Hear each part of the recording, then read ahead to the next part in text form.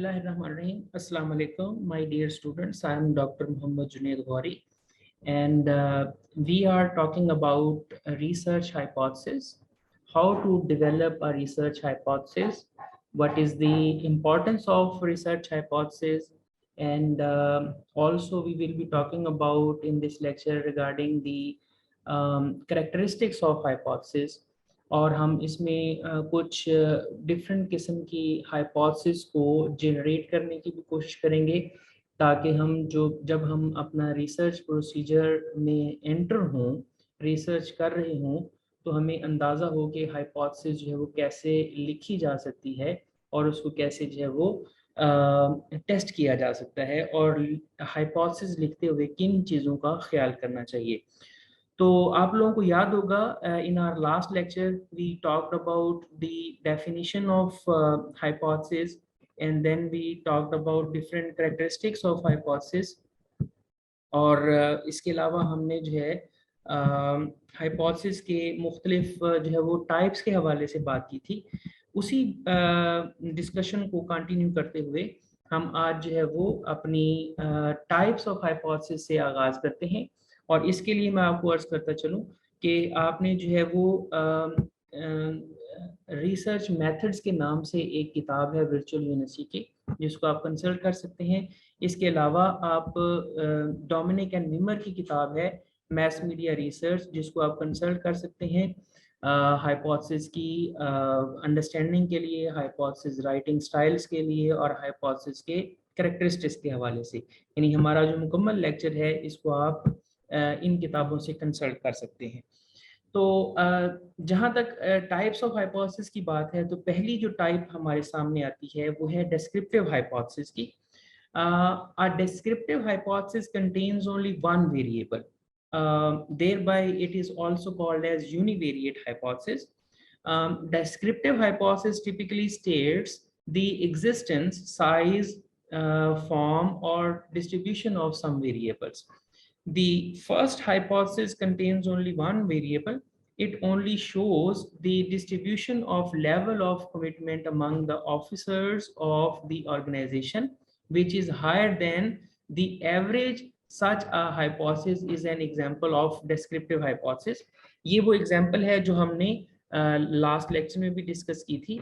तो descriptive hypothesis जो है वो basically वो hypothesis है जो किसी एक वेरिएबल पे डिपेंड कर रही होती है, इसीलिए इसको हम यूनिवेरिएट हाइपोथेसिस बोलते हैं।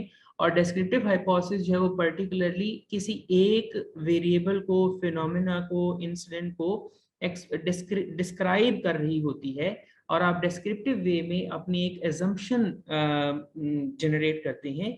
जैसे इस एग्जांपल में मौजूद है, मिसाल के तौर पे आप ये कहते हैं जी कि जो distribution of level of commitment है among the officers of organization is higher than average.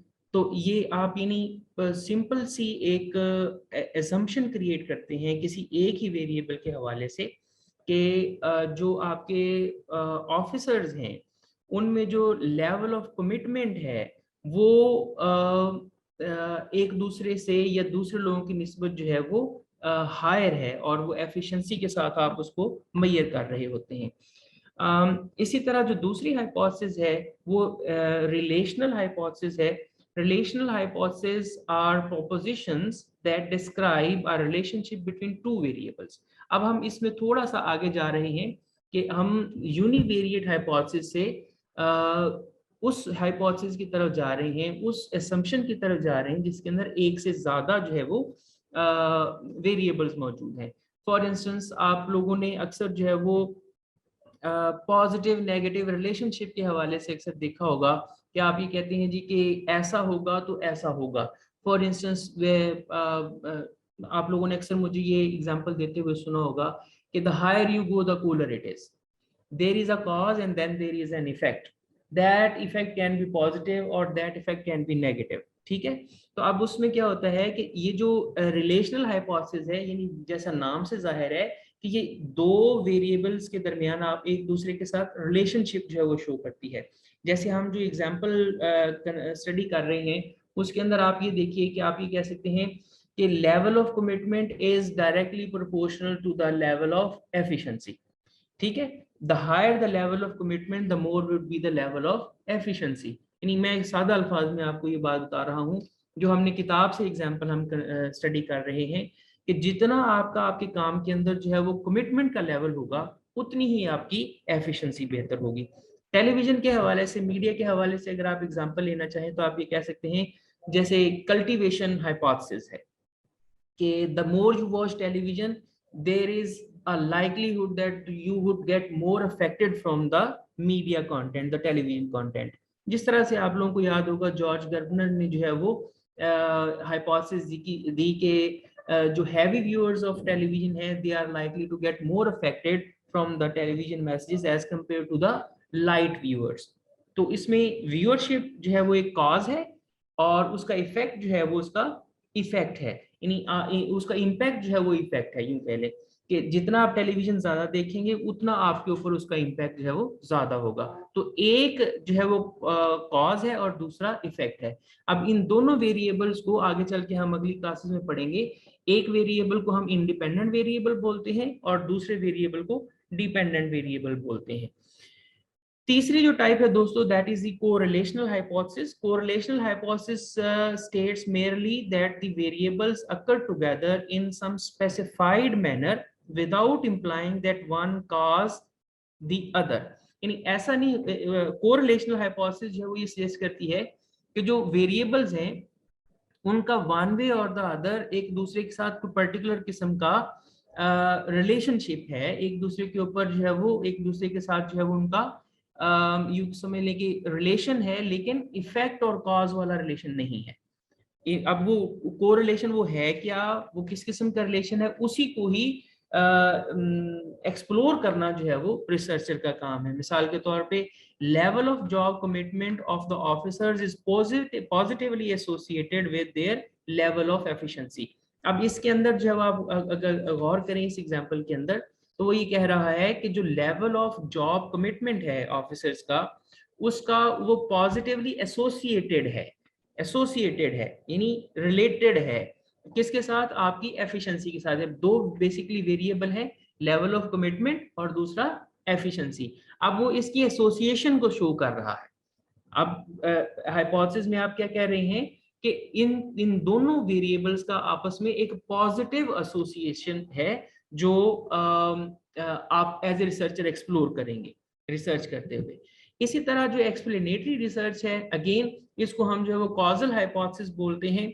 Causal hypothesis का मतलब ये है कि इम्प्लाई द एग्जिस्टेंस ऑफ और a change in one variable causes leads to a change in other variable। जैसे मैंने अभी थोड़ी देर पहले आपको रिलेशनल हाइपोथेसिस के हवाले से बात करते हुए बताया, तो एक्सप्लेनेटरी हाइपोथेसिस जो है ये पर्टिकुलरली और एक्सक्लूसिवली उसी एक पर्टिकुलर पॉइंट के ऊपर है कि इसके अंदर एक इंडिपेंडेंट वेरिएबल है और एक डिपेंडेंट वेरिएबल है, और independent variable causes an impact on the dependent variable. जिस तरह हमने एग्जांपल ली है, हम ये कह सकते हैं the more you go the higher you go the cooler it is. यानी जैसे जैसे सतह समुंदर से आपकी जो है वो बुलंदी बढ़ती चली जाती है, उस तरह टेम्परेचर कम होता चला जाता है।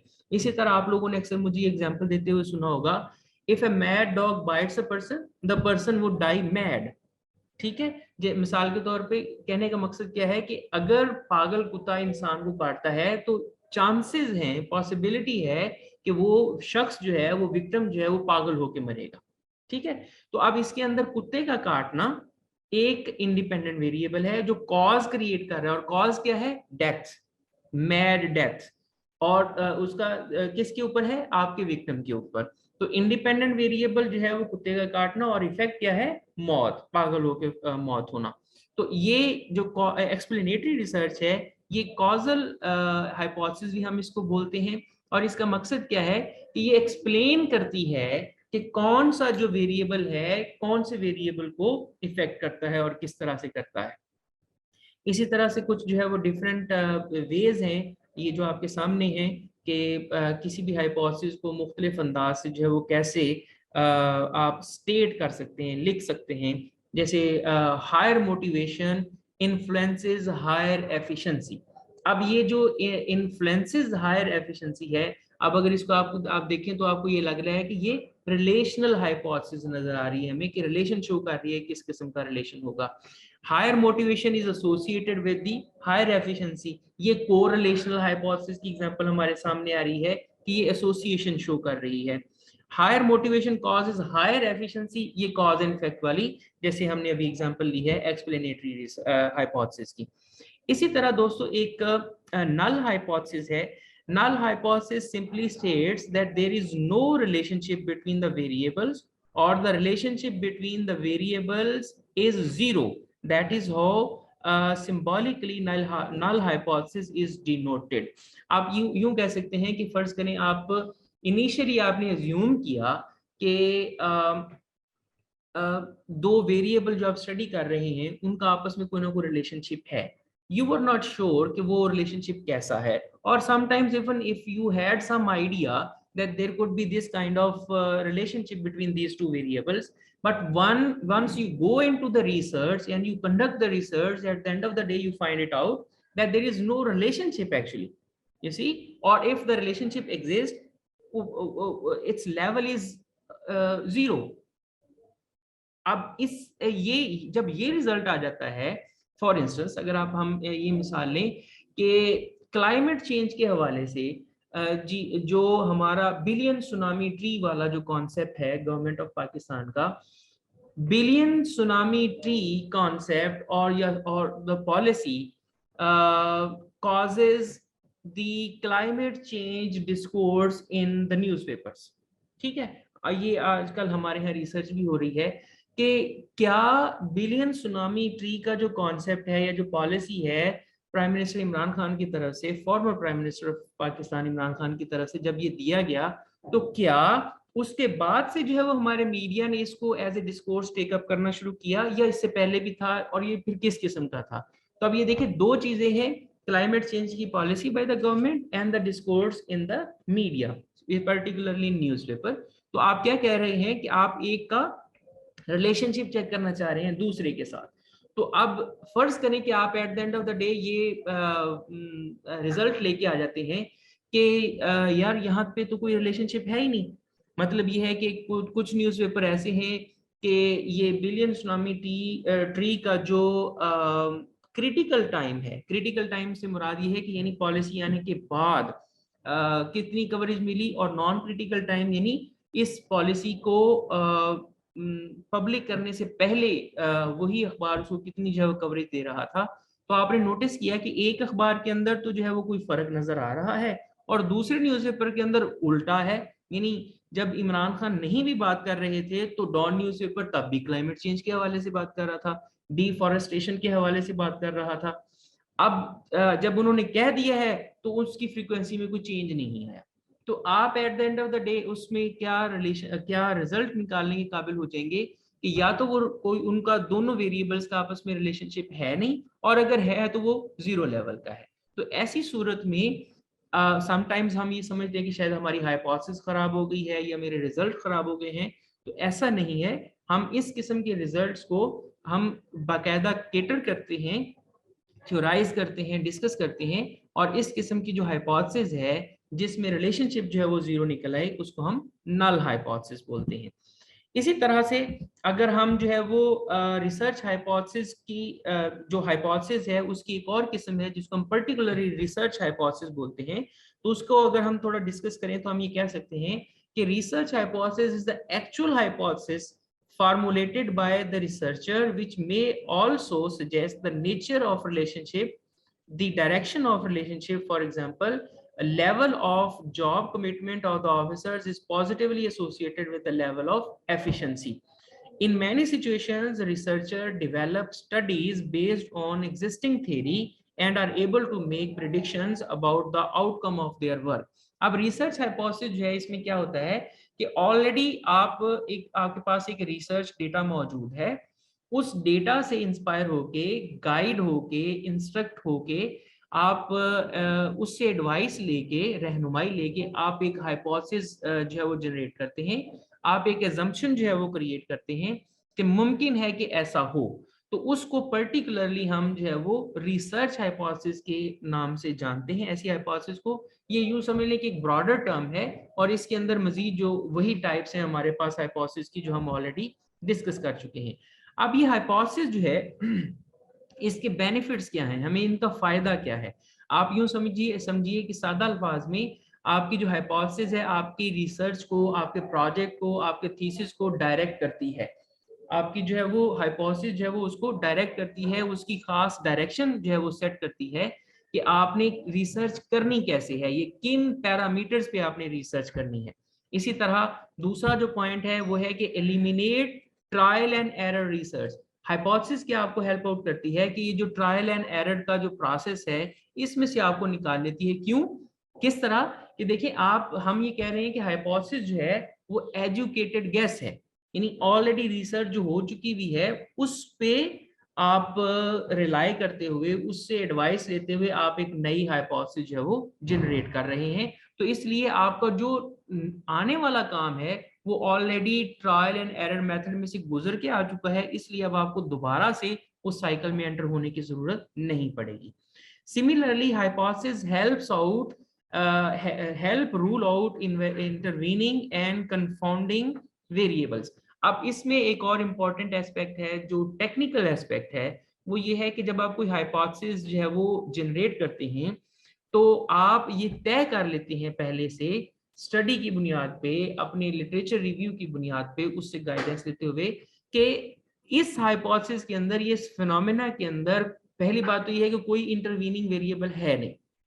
अब ये वेरिएबल्स है ये हम डिफरेंट लेक्चर में डिस्कस कर चुके हैं और कुछ हम मजीद करेंगे कि या तो वो वेरिएबल कोई ऐसा है नहीं कि जो हमारे इस रिलेशनशिप को, जिस रिलेशनशिप को हम हाइपोथेसिस में पढ़ रहे हैं उसमें या तो कोई ऐसा इंटरवीनिंग वेरिएबल है नहीं, और अगर है तो उसको आपने कंट्रोल कैसे करना है, उसको आपने कंट्रोल कैसे करना है कि वो आपके जो रिजल्ट्स हैं उसके ऊपर जो है उसका इम्पैक्ट नजर ना आए।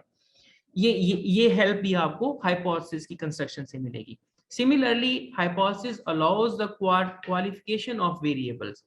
अब आप जो वेरिएबल स्टडी कर रहे हैं, फॉर इंस्टेंस जो भी हमने एग्जांपल्स ली हैं कि जो लेवल ऑफ कमिटमेंट है, जॉब लेवल ऑफ कमिटमेंट या level of commitment in job is associated with the efficiency of the officers. तो अब अगर आप इसमें इन दोनों वेरिएबल्स में देखें तो कोई कंट्रोलिंग इंटरवीनिंग वेरिएबल भी हो सकते हैं, कोई ऐसे वेरिएबल भी हो सकते हैं जो आपको, आपके प्रोसेस को अफेक्ट कर रहे हो, उनको हम इंटरवीनिंग वेरिएबल बोलते हैं।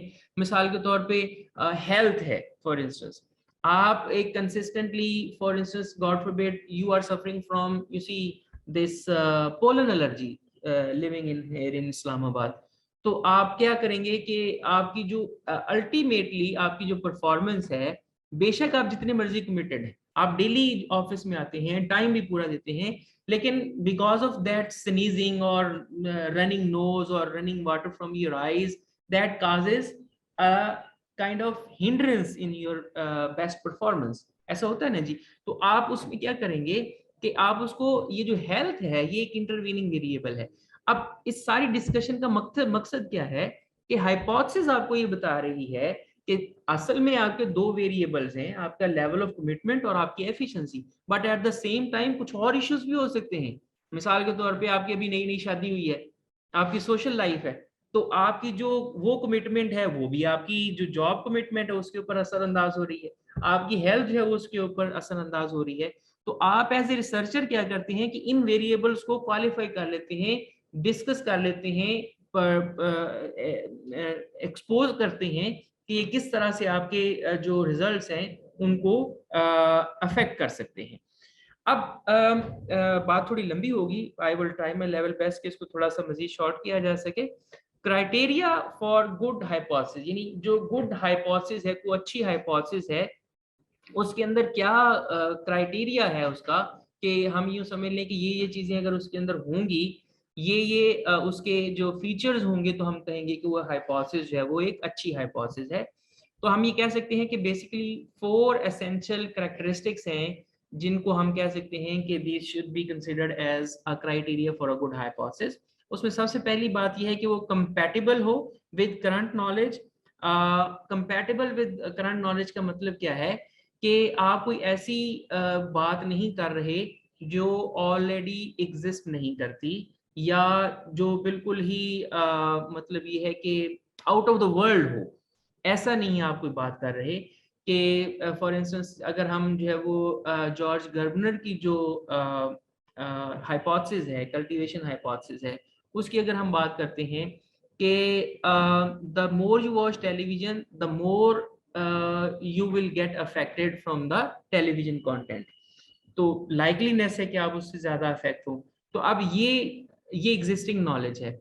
अब अगर कोई बंदा ये कहे कि मैं यही हाइपोथेसिस जो है वो चेक करना चाहता हूँ सोशल मीडिया के ऊपर, और आप हाइपोथेसिस ये बनाएं कि the more you watch the more you use social media the lesser would you be able to get affected from the content on social media, यानी बिल्कुल आप उसके अपोजिट जा रहे हैं।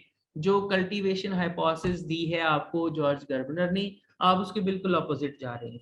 तो आपकी हाइपोथेसिस का सबसे पहला जो इंपॉर्टेंट कैरेक्टरिस्टिक है वो ये हो कि जो एग्जिस्टिंग बॉडी ऑफ नॉलेज है उसके साथ वो कंपैटिबल होनी चाहिए। लॉजिकली कंसिस्टेंट होने का मतलब ये है कि आपकी जो हाइपोथेसिस है वो अकल को तस्लीम भी करे ना, उसको अकल जो है उसको तस्लीम भी करे, बिकॉज साइंटिफिक मेथड सारे का सारा रैशनल है। आप जो है वो ऐसी चीज, आप पॉजिटिव स्कूल ऑफ थॉट को देख लें, आप इंटरप्रिटेटिव स्कूल ऑफ थॉट को देख लें, आप क्रिटिकल स्कूल ऑफ थॉट को देख लें, जितनी भी इनकी एपिस्टोमोलॉजी है, एक्सियोलॉजी है, आप उसको जितना मर्जी इलेबोरेट करके देख लें, जितना डीपली चले जाएं, आपको एक चीज नजर आएगी, and that is being logical. आप इलॉजिकल बात को जो है वो उस पर रिसर्च करते हुए नजर ही नहीं आएंगे। मिसाल के तौर पे इलॉजिकल बात कैसे हो सकती है, या सुपरस्टिशियस बात कैसे हो सकती है, कि जैसे हम ये कह देते हैं जी कि मेरा रास्ता बिल्ली ने काट दिया, मेरा काम नहीं होने वाला, खास तौर पे काली बिल्ली ने रास्ता काट दिया।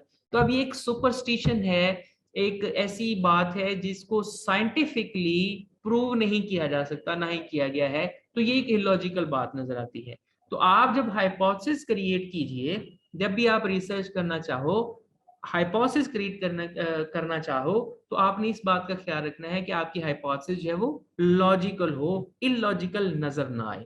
मिसाल के तौर पे अगर हम ये कहते हैं कि a is equal to b and b is equal to c, तो there is a logic that a would be equal to c। तो इस तरह से यानी एक लॉजिकल कॉन्सेप्ट जो है, लॉजिकल फीचर जो है, एस्पेक्ट जो है वो आपके हाइपोथेसिस के अंदर मौजूद होना चाहिए। सक्सेंट, आपकी हाइपोथेसिस जो है वो सक्सेंट होनी चाहिए। इसका मतलब क्या है कि बड़ी क्लियरली एक्सप्रेस्ड होनी चाहिए, इसके अंदर कोई किसी किस्म का अबहाम नहीं होना चाहिए, कोई किसी किस्म की एम्बिग्विटी नहीं होनी चाहिए, और हाइपोथेसिस आपकी टेस्टेबल हो। यानी टेस्टेबल होने से क्या मुराद है कि आपका जो वेरिएबल्स हैं जिनको आप स्टडी करने चाह रहे हैं, वो पहली बात तो यह है कि वो कहीं एग्जिस्ट करते हैं, उनको फिर मैयर किया जा सके। अगर आप उनको मैयर कर सकेंगे तो फिर जो है वो आपकी हाइपोथेसिस जो है वो टेस्टेबल कंसीडर होगी। तो इन कैरेक्टरिस्टिक्स को आपने जहन में रखना है।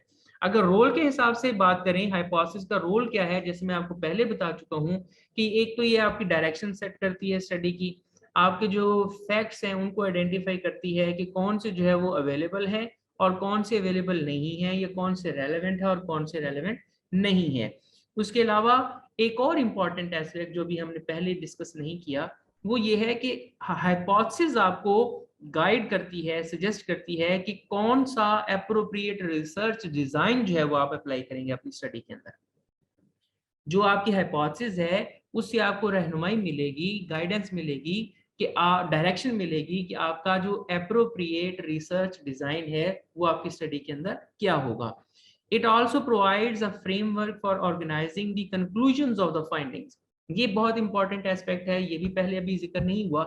तो आप ये कह सकते हैं कि जो हाइपोथेसिस का एक और इम्पॉर्टेंट रोल है वो ये है कि आपका ओवरऑल जो डिस्कशन है, जो कंक्लूजन है, उसको एक खास किस्म की फाउंडेशन प्रोवाइड करती है। आपका जो रिसर्च का जो कंक्लूजन है उसको एक फ्रेमवर्क प्रोवाइड करती है आपकी हाइपोथेसिस। जहां तक हाइपोथेसिस के करेक्टरिस्टिक्स की बात है, टेस्टेबल हाइपोथेसिस के करेक्टरिस्टिक्स की बात है, तो आप ये कह सकते हैं कि आपकी हाइपोथेसिस जो है वो कॉन्सेप्चुअली क्लियर हो, यानी उसके अंदर जो कॉन्सेप्ट्स हैं वो बड़े क्लियरली ऑपरेशनलाइज किए गए हों, कॉन्सेप्चुअलाइज किए गए हों। The concepts used in the hypothesis should be clearly defined operationally if possible. Such definitions should be commonly accepted and easily communicable among the research scholars. ये आप लोगों को याद होगा, आप लोगों ने जब हम कंटेंट एनालिसिस पढ़ रहे थे तो आप लोगों ने देखा होगा कि उसके अंदर हमने कॉन्सेप्चुअलाइजेशन और ऑपरेशनलाइजेशन डिस्कस की। अब कॉन्सेप्चुअलाइजेशन क्या है? कॉन्सेप्चुअलाइजेशन ये है कि जो भी कॉन्सेप्ट्स, कंस्ट्रक्ट्स, आपके जो वेरिएबल्स हैं, जो थीम्स हैं जो आपकी स्टडी के अंदर इन्वॉल्व हैं, आपने उनको कॉन्सेप्चुअली भी डिफाइन करना है और ऑपरेशनली भी डिफाइन करना है। कॉन्सेप्चुअली डिफाइन करने से क्या मुराद है कि आप जो उसकी यूनिवर्सल डेफिनेशंस है, लिटरेरी डेफिनेशंस हैं, वो भी क्लियरली मेंशन हो, प्लस आप उसका कौन से एस्पेक्ट अपनी स्टडी के अंदर जो है वो डिस्कस कर रहे हैं, यानी उसको ऑपरेशनली डिफाइन करेंगे। तो जब ये आपके कॉन्सेप्ट्स डिफाइन होंगे तो फिर आपकी स्टडी जो है, आपकी हाइपोथेसिस जो है वो अच्छी होगी और फिर आपकी फाइंडिंग्स भी आपके लिए लॉजिकल, टेस्टेबल, जनरलाइजेबल होंगी। इसी तरह hypothesis should have empirical reference, the variables contained in the hypothesis should be empirical realities. अब ये जो empirical referent का मुराद है, इससे मुराद ये है कि जो आप कॉन्सेप्ट आपकी हाइपोथेसिस के अंदर डिस्कस कर रहे हैं वो empirically provable हो, ऐसी चीज हो जिसके ऊपर पहली बात तो ये है कि जैसे हम शुरू में बात कर चुके हैं कि वो टेस्टेबल हो, यानी टेस्टेबल होने से क्या मुराद है कि डेटा अवेलेबल हो, और फिर उसके बाद वो आप उसके ऊपर एम्पिरिकल एविडेंस भी प्रोवाइड करने के काबिल हों, फिर जाके आपकी जो हाइपोथेसिस है वो टेस्टेबल होगी और कंसीडरेबल होगी। Hypothesis should not only be specific to a place and situation but also these should be narrowed down the respect to is operation. अब इसमें हम ये क्या कह सकते हैं कि हाइपोथेसिस जो है वो आपके ज़मानो मकान से स्पेसिफिक टाइम और स्पेस के लिहाज से हो भी सकती है, लेकिन प्रेफरेबली आप ये क्या करेंगे कि वो जब भी कहीं भी आप उसको टेस्ट करना चाहें तो आपके सेम रिजल्ट जो है वो प्रोड्यूस करने के काबिल हो, और वो अक्रॉस द यूनिवर्स, पाकिस्तान में हो, पाकिस्तान में किसी सिटी में हो या किसी और मुल्क में हो और किसी और मुल्क की सिटी में हो, तो वो वहां पे भी टेस्टेबल हो और एक्सेप्टेबल हो। इसी तरह hypothesis should be related to available techniques of research. Hypothesis may have empirical reality. अब ये डिफरेंट इसके मतलब कैरेक्टरिस्टिक्स हैं जिनको हम मुख्तलिफ अंदाज में पहले भी डिस्कस कर चुके हैं कि हाइपोथेसिस जो है वो आपकी अवेलेबल जो रिसर्च टेक्निक्स हैं उनके मुताबिक हो। ऐसी हाइपोथेसिस नहीं आप बनाएं कि उसको कोई अवेलेबल रिसर्च टेक्निक जो है वो केटर ही ना कर सके। तो आपकी हाइपोथेसिस जाहिर है टेस्टेबल तभी होगी जब आपके पास उसके लिए कोई अवेलेबल जो है वो टेक्निक मौजूद होगी। इसी तरह hypothesis should be related to a body of theory. Again पहले बात हो रही है मेथोडोलॉजी के हवाले से और अब बात हो रही है थ्योरी के हवाले से। हाँ, ये जरूर हो सकता है कि अगर आप कोई नई थ्योरी डेवलप कर रहे हैं, कोई नया कॉन्सेप्चुअल फ्रेमवर्क डेवलप कर रहे हैं, कोई नया मॉडल डेवलप कर रहे हैं, तो फिर आप कह सकते हैं कि मैं किसी थ्योरी की शक्ल में नहीं आ रहा, मैं एक असम्पशन की शक्ल में आ रहा हूं और नई थ्योरी बिल्डिंग की तरफ जा रहा हूं, जैसे कि हम जो है वो इंडक्टिव रिसर्च के अंदर करते हैं। अदरवाइज ये है कि आपकी थ्योरी ऑलरेडी मौजूद है, थ्योरी से रिलेटेड आपकी हाइपोथेसिस है और उसी थ्योरेटिकल फ्रेमवर्क के अंदर रह के जो है वो आपने अपनी हाइपोथेसिस जो है वो जनरेट की हुई है। नेक्स्ट जो टॉपिक है दोस्तों, वो इसी टॉपिक का जो एस्पेक्ट है जो मैं डिस्कस करना चाह रहा हूँ, and this is the last one. I hope you are not getting bored, तो हौसला कीजिएगा, थोड़ा सा टॉपिक रह गया है, और वो है पर्पस ऑफ हाइपोथेसिस, यानी इंपॉर्टेंस क्या है हाइपोथेसिस की, मकसद क्या है हाइपोथेसिस बनाने की जरूरत क्या है। तो हम ये कह सकते हैं कि ये कुछ बेनिफिट्स हैं जो हाइपोथेसिस आपको देती है, और इनको हम वन वे और द अदर पहले डिस्कस भी कर चुके हैं। फॉर इंस्टेंस कि सबसे पहला जो इसका फायदा है वो ये है कि आपकी स्टडी को डायरेक्शन देती है, गाइडलाइन देती है, किस लाइन पे रहना है आपने, आपको जो है वो टाइम और एनर्जी वेस्ट करने से बचाती है। सेकंड बेनिफिट जो है वो हाइपोथेसिस का ये है कि they eliminate trial and error research. This is exactly what we have already discussed. और इसके अलावा hypothesis also help rule out intervening and confounding variables. This is also what we have already discussed. Finally, hypothesis allow for qualification of variables. ये भी वही बात है कि आपकी hypothesis जो है आपको गाइड करती है कि आपके जो वेरिएबल्स हैं वो क्या हैं, किस लेवल के हैं, और उनको प्रॉपरली वो डिफाइन करने में आपकी हेल्प करती है। तो ये दोस्तों बेसिकली हमारा लेक्चर है जो हाइपोथेसिस के हवाले से है। उम्मीद है आप लोगों को हाइपोथेसिस के कॉन्सेप्ट में, हाइपोथेसिस की टाइप्स के हवाले से, उसके रोल के हवाले से, कैरेक्टरिस्टिक्स के हवाले से कुछ चीज़ें क्लियर हो गई होंगी। और इसमें मैंने जैसे आपको अर्ज किया कि आप जो है वो 2 से 3 किताबें हैं जो आप कंसल्ट कर सकते हैं। एक वर्चुअल यूनिवर्सिटी की किताब है और दूसरी जो किताब है वो डोमिनिक एंड वीमर की किताब है। इसके अलावा जो न्यूमैन की किताब है रिसर्च वाली, उसको भी आप कंसल्ट कर सकते हैं। इन तमाम सोर्सेज से आपको जो है वो बेहतरीन इंफॉर्मेशन जो है वो इन टर्म्स ऑफ टेक्स्ट जो है वो मिल सकती है। आई hope you have enjoyed your my lecture. If you have any questions तो आपके पास मेरे डिजिटल प्लेटफॉर्म मौजूद है, आप यूट्यूब के ज़रिए या दीगर अवेलेबल जो डिजिटल प्लेटफॉर्म्स हैं उसके ज़रिए आप मेरे साथ रब्ता कर सकते हैं और आप सवाल कर सकते हैं। Thank you very much for listening. अस्सलाम वालेकुम।